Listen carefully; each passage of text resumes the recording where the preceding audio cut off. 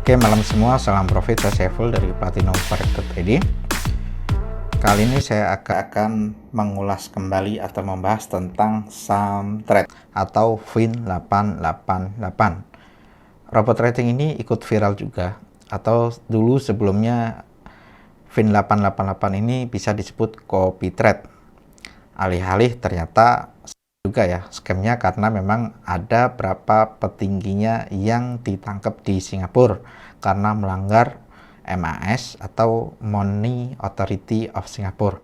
MAS atau Monetary Authority Singapura menganggap bahwa produk saham trade atau FIN888 yang beredar di sana juga sebagai sebuah ponzi ya, atau disebutnya money game. Maka di sana dicekal dan ditangkap, kemudian sudah berlangsung lama. Persidangan dari Januari 2022. Alih-alih ternyata membernya bertebaran, nggak cuma di Singapura, ada yang berasal dari negara-negara di Asia Tenggara, salah satunya adalah Indonesia. Dan member di Indonesia sangat banyak sekali karena viralnya saham trade atau FIN888 ini bersamaan dengan viralnya atau trade gold atau ATG atau NIL 89, kemudian ada viralnya Fahrenheit juga, ada Class VIP, ada Evo Trade, terus ada Viral Plus, Millennium Prime. Jadi waktu itu setahun yang lalu memang hampir semua robot trading yang berjenis ponzi semuanya sudah cut atau tidak bisa WD, akhirnya chaos ya. Jadi ada yang tangkap, dan sekarang hampir semuanya sudah masuk penjara atau boleh dibilang masuk ke persidangan. Dan terakhir yang paling viral adalah ATG atau Wahyu Kenzo yang masuk pemberitaan viral di bulan Maret kemarin.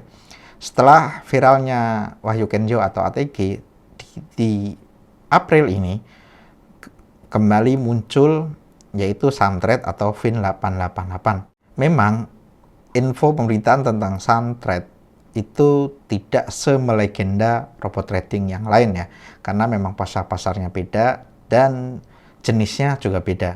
Kalau yang lain yang sudah ketangkap jenisnya robot trading, tapi kalau yang FIN888 ini jenisnya adalah copy trade. Tapi memang mirip-mirip karena semuanya hampir menjanjikan profit pasti, dan ternyata alih-alih itu real trading, tetapi itu adalah sebuah ponzi belaka atau membayar keuntungan member lama dari uang deposit member baru. Itu adalah sebuah ponzi. Bagaimana kabar saham trade terkini?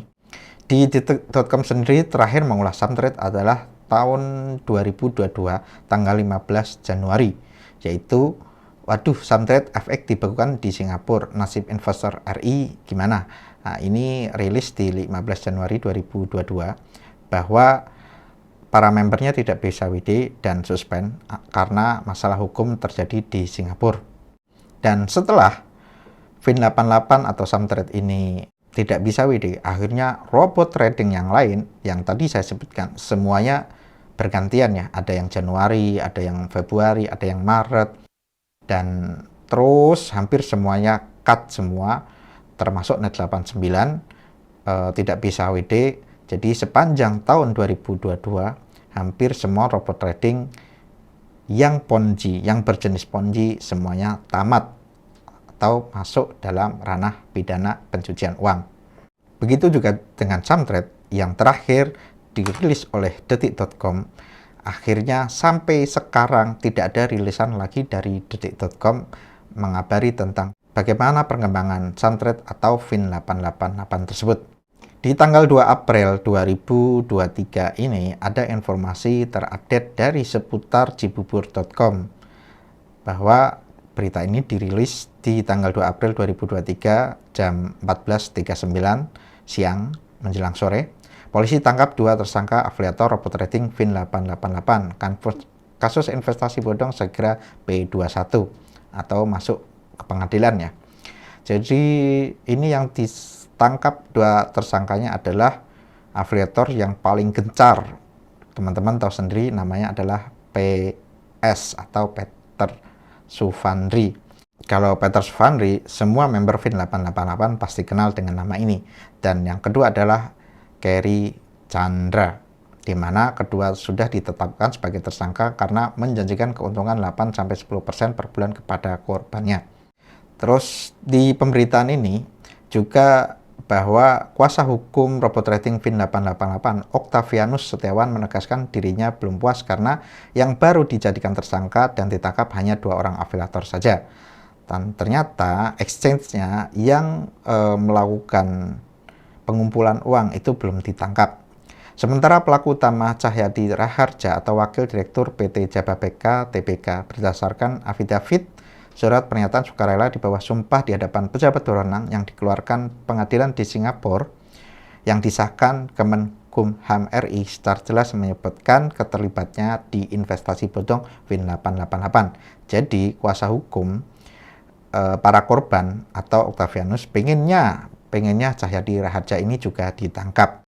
Mengapa Octavianus pengen banget bahwa Cahyadi Raharja ini ditangkap? Ternyata memang uang yang masuk deposit itu tidak mengalir ke market dan ternyata uangnya masih ada di Indonesia. Meskipun Samtrade sendiri itu brokernya berada di luar negeri, tapi uang yang diiurkan atau uang yang didepositkan para member ke exchange atau dalam hal ini penguasaan oleh Cahyadi Raharja ternyata tidak pernah keluar dari Indonesia dan uang tersebut masih berada di Indonesia. Dalam keterangan persnya Minggu 2 April 2023, uang tersebut di atas awalnya dalam penguasaan Cahyadi Raharja, namun dalam perkembangannya di BAI dan BAP Cahyadi Raharja yang disampaikan oleh Kanit yang menangani perkara sudah mengakui uang dan aset-aset yang semula dalam penguasaannya secara sepihak mengalihkan kepada orang berinisial MN atau Marno. Meskipun pemerintah sudah menyatakan kegiatan Fin 888 ilegal. Di sini disebutkan dalam dokumen affidavit itu disebutkan para saksi pelapor. Saksi terlapor mengetahui bahwa ada keterlibatan Cahyadi Raharja. Di affidavit ketiga 16 Juni 2022 menyebutkan uang para korban Fin 888 yang selama ini disebutkan ditradingkan oleh Samtrade FX selaku broker ternyata tidak pernah ditradingkan dan uangnya tetap berada di Indonesia. Nah, jadi memang ada unsur penipuan di sini ya, teman-teman.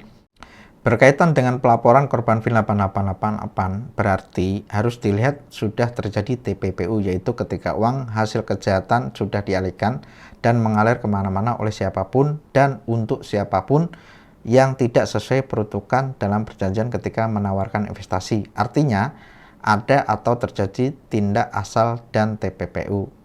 Tulis Yeni dalam LO-nya. Untuk itu, Octavianus minta polisi, dalam hal ini tim penyidik menangani kasus Fin 888, harus bersikap profesional dan equity before the law, sebab ada kesan penyidik bergerak lamban karena ada orang besar dalam dan di belakang kasus ini.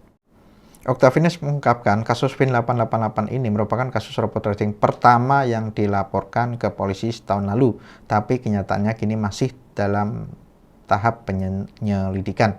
Sedangkan beberapa kasus serupa sudah selesai di pengadilan tingkat pertama dan hingga banding. Kabarnya penyidik sudah menetapkan tersangka tapi hingga kini belum pernah dirilis ke publik. Memang benar. Jadi produk yang serupa, Ponzi yang serupa itu memang sudah masuk ke persidangan semua ya. Bahkan beberapa sudah keluar hasil persidangannya. Banyak yang bisa saya sebutkan termasuk Evotrade, Fahrenheit, terus Net 89, terus yang terakhir ATG, itu juga sudah masuk ke pengadilan semua ya. Bahkan para korban Fin 888 sempat menggeruduk atau didatangi kediaman Yenti Garnasih di Geruduk di Sentul Bogor awal Maret 2023 lalu.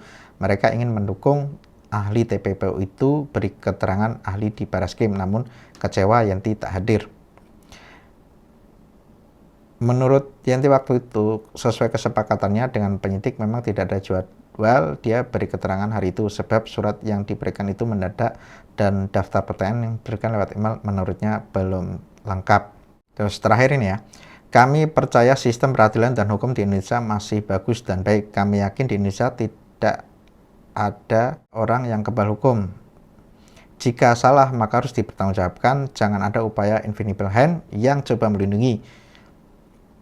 Karena kami bersama ratusan korban Fin 888 yang berjumlah saat ini 650 korban dengan total nilai kerugian mencapai 135 miliar akan selalu mengawal kasus ini bersama-sama pungkasnya.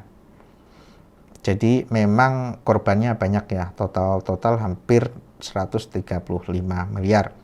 Ini juga ada rinciannya bahwa total kerugian sebenarnya untuk Fin 888 lebih dari itu ya, karena ternyata yang di Singapura ketika di total itu sampai 1 triliun ya. Ini ada beritanya, dirilis di 8 Maret 2023. Sadis robot trading Fin 888 tilap uang korban 1 triliun dan emas batangan 100 kg. Octavianus Setiawan, kuasa hukum para korban robot trading Fin 888 menyebutkan pihaknya telah mendata ada sekitar 700 orang yang menjadi korban. Mereka tersebar di seluruh Indonesia berdasarkan temuan bukti baru yang diterimanya dalam dokumen resmi hasil audit dari Singapura. Total dana yang berada di tangan pengelola Fin 888 mencapai 61 juta dolar US atau hampir 1 triliun rupiah plus emas batangan seberat 100 kg.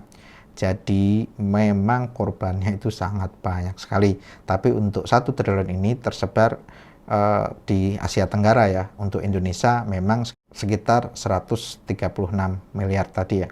Ya memang untuk seputar Fin 888 atau saham trade ini jarang diberitakan di media mainstream lainnya selain seputar cibubur.com.